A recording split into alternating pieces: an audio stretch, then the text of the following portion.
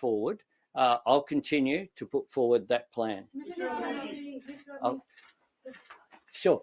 The figures that Katie just disputed relate to policies that are in Labor's platform in terms of the 0.5% of foreign aid budget, the rate of offering preschool to 3-year-olds, aspirational policies, as I think you've called, making paid parental leave available up to 6 months. So yes, they are not something that you have baked in over the 4 weeks, but they are issues that you are taking to this election. No, we're not. Dispute that. No, we're not. Those things won't. The platform isn't what we take to the election. So that platform, none of those policies will be in the first term of an The Albanese government. The platform is not what we take to an election. The Labor Party structure establishes a national conference that has a platform of aspiration about the Labor Party's view, the organisation's view. Labor then announces, the parliamentary party determines our policies going forward. And if you have a look at the Labor Party platform, a resolution is adopted at the beginning of every national conference which says just that. So our policies are the ones that we announce that are fully costed by the PBO, in this case $31.3 million to be precise, over the forward estimates. Mr. Albanese, you've made economic management and cost of living key election issues. Considering yesterday's mistake, as you say, that you couldn't say the 2 economic figures, can you understand the criticism that you may have lost all credibility on these issues now? And back on to John Howard, do you agree that it wasn't a big deal, yesterday's incident? Well, it's up to John Howard made his position clear. Do you agree that it wasn't a big deal? I agree it was a mistake, and I owned up to it. It's up to others to will judge these things.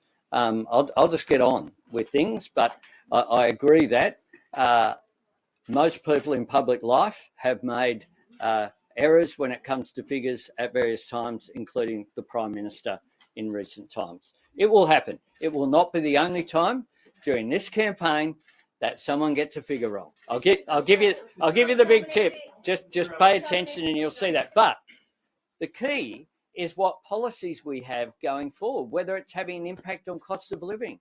Our plan for childcare will have an impact on cost of living. It's fully costed out there. We've released it. It's not the same policy that's in the platform. It's the policy that I've announced. And it's a policy where no family will be worse off and most families will be better off. Now, it's a policy as well that will contribute in terms of second round effects that we haven't accounted for because the PBO doesn't allow you to do that. But everyone knows, every economist knows that every dollar in a childcare adds at least $2 to the economy because it boosts workforce participation and it boosts productivity. So when we look at measures, we've looked at measures that make a real permanent difference to cost of living, or whether it's, as Katie outlined, our Powering Australia plan that will reduce household power prices by $275. Mr.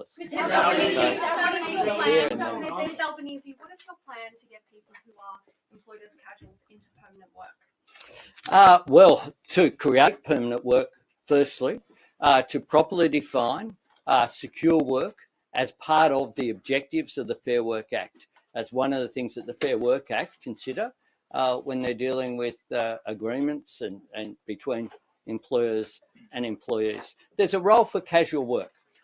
My son works casually. He's studying at university. He works at Woolworths. It's a good job for him. He'll be working, spoke to him this morning, he'll be working this afternoon. I myself worked casually. I worked a range of jobs at Macca's, at Pancakes on the Rocks. That was a good job, 11 p.m. to 7 a.m. You get some good sights in there at Pancakes in the Rocks, let me tell you, on a Saturday night. But I tell you what it also did, I got triple time penalty rates, something that this government doesn't support and made measures on. So casual work will have a role. The problem here is people and there was a case in Queensland, Mr. Skene, I think from memory, his name was, Skene, he was working, given shifts the same way through, like for a year in advance, but he was defined as a casual. So he didn't have, one of the things we found out during the pandemic is that because of definitions, those people didn't get sick leave, they didn't get holiday leave, etc. It has an impact potentially on people's super, a range of things. And so there was a case which he won. The Commonwealth Government has appealed one of the cases about the definition of casualisation, and in the IR laws that they got rid of most of them, but one of the changes they put through made it easier to define people as casual. We see nothing wrong with casual work, but we do think that we shouldn't pretend that someone is working in a permanent job with the same shifts permanently every week, week after week after week, and given notice a long time in advance should be classified that way. Yep. Scott Morrison yesterday voiced support for a ban on transgender people competing in female sports, and he also said the education curriculum risks being sold out to a left-wing agenda. What's your position on both of these comments? Well, on the first, he seems to be unaware that it's already covered by the Sex Discrimination Act. Sports already control these things, and I think last time I was in Tasmania, this was an issue. Premier Gutwein, the former Premier now, made a very strong comment on that. And the second... The education curriculum risks being sold out. He needs to talk to the New South Wales Education Minister from the Liberal Party if he's worried about that. Look, this Prime Minister needs to do his day job. His day job is about things that he's responsible for, not look for wedges and dividing Australia. One of the things that I want to do, of course, education's important, and the basics of education are important. Teaching people the fullness of our history, teaching people to read and write and mathematics, all of that are important. But this Prime Minister is always looking for the division. My role, I see, as someone who's campaigning to be in a national leadership, is to unite the country, not look for divisions. Hang on. Everyone will get a question. Mr. Albanese, the Australian Human Rights Commission is at risk of being downgraded because of two recent political appointments, in which it specifically names Michaelia Cash's pick for Human Rights Commissioner, Lauren Finlay. It's asking that the Commission rectify those appointments by providing a more transparent selection process. Will the Albanese government keep Ms Finlay in that role, and will you commit to not making similar political appointments if elected? Sorry, at the risk of creating a headline here, I don't know who Ms Finlay is. She's been the Human Rights Commissioner since last year. Well, Have you heard the recent news about? No, I haven't. No, I haven't. So, we'll have a look at that. But this government, what I do know is that one of the reasons for the delay in the calling of the election was so that they could make just dozens of appointments day after day after day. I mean, is there any former Liberal MP or Liberal mayor or Liberal councillor who hasn't been appointed to the AAT or the Productivity Commission or to the Fair Work Commission? Like, it's just an outrage. I think there can be good political appointments, and I'll name one. I think Barry O'Farrell was a good appointment. He has a sincere interest in India, developed in his time as Premier of New South Wales. And I'm look forward to, if we're successful, working with him, as India is an important country as a member of the Quad for Australia. It's a good appointment. I supported Matthias Cormann running for the Secretary General of the OECD. I not only supported him privately, we went into bat publicly. We spoke to people who we have connections with to support an Australian in that role. That contrasts with what our opponents have done historically. Our opponents who've, when they came to office, withdrew. Steve Bracks was on his way to the United States, withdrew that appointment. This government have just appointed mates to so many jobs that it has undermined the standing of organisations. Have you spoken to Richard Marles today about the reports in the paper that he told top military brass he's likely to become Defence Minister, and will you pull him into line over that? No, I haven't, but I haven't spoken to him. But I've answered this on a number of occasions. I'll do it again today. The person who appoints portfolios is myself. If either in government or, as I did, in opposition, I allocate portfolios. It is my, well, just because something is written doesn't make it fact. And the truth is that I have spoken to Richard many times about the job he's doing in his portfolio, and he's loving. He asked for the portfolio that he currently has. He is a science nerd par excellence in the Parliament.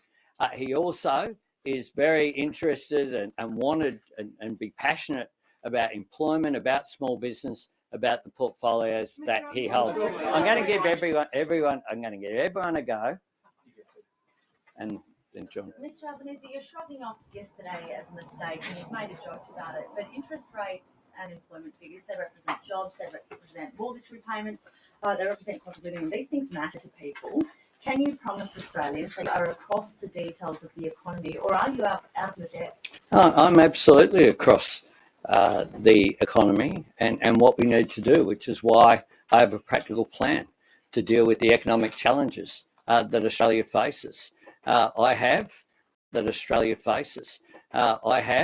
an economics degree from Sydney University. I studied both orthodox economics and political economy. I spent 4 years there doing it, and then I became an economic policy advisor to the Hawke government. Why are you making mistakes about basic details of the economy? The Treasury shouts the figures irregularly. I made a mistake. I've owned it. I wish it hadn't happened.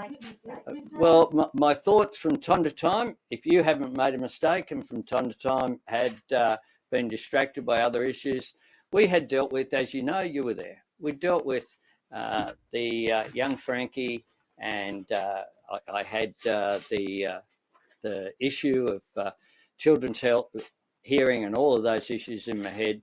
Well, I'm not making excuses for it. It shouldn't have happened.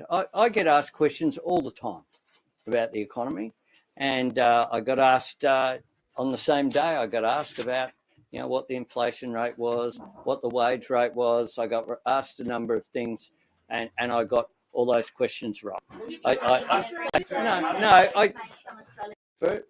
It shouldn't have happened. I get asked what the wage rate was. I got asked a number of things, and I got all those questions right.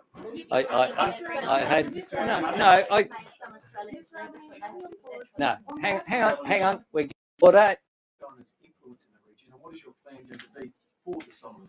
Well, what I wouldn't have done on that single topic. Everyone gets a question. Isn't the point of yesterday that you say it was one mistake, but the questions you were unable to answer the first topic, and on a separate topic of the Solomon Islands, how are you for the Solomon Islands? But this has been an issue for weeks. Up in reality and develop those relationships with the Solomons, but with other nations in the Indo-Pacific as well. It wasn't one mistake, it was 4 questions. Well, I just said, I've said clearly that it was a mistake. I had a mistake. I made it. I fessed up to it. I've owned it. I'm not dismissing it. Well, I made a mistake. I'm not trying to analyse it. I'm owning it. Have you learned from it? No, I'm owning it, and I do own it. I accept responsibility, and that's what I will do. If a mistake is made, then I'll own it, and that people will draw their own contrasts. Look, people make mistakes in life, and what you need to do. My mentor was Tom Uren. He was a great Australian, former prisoner of war. I worked for him when he was a minister in the Hawke government, but he was also a minister in the Whitlam government. And Tom drummed into me 2 things. One is you need to learn something new every day. And the second is you need to get better every day. That is the philosophy as a person as well, and how you relate to people. So you have to grow as a person. that's something that I've taken to heart. It's something that I try to do every day. And do I regret yesterday? Yes, but I've owned it. That's it. Last one. I just want to know the personal effect on you of that mistake yesterday. And do you think that you let your side down by making such a simple mistake? Oh, look, Personally, how did you? other people will draw conclusions. I've got to say this, that I've been contacted not just by members of my own side, with generous comments, but by members of the government as well, by members of the government who have been generous in their comments, and I thank them for it. Thank you. Question about the policy platform. Is that platform going to be at the election when we have a mandate for those policies?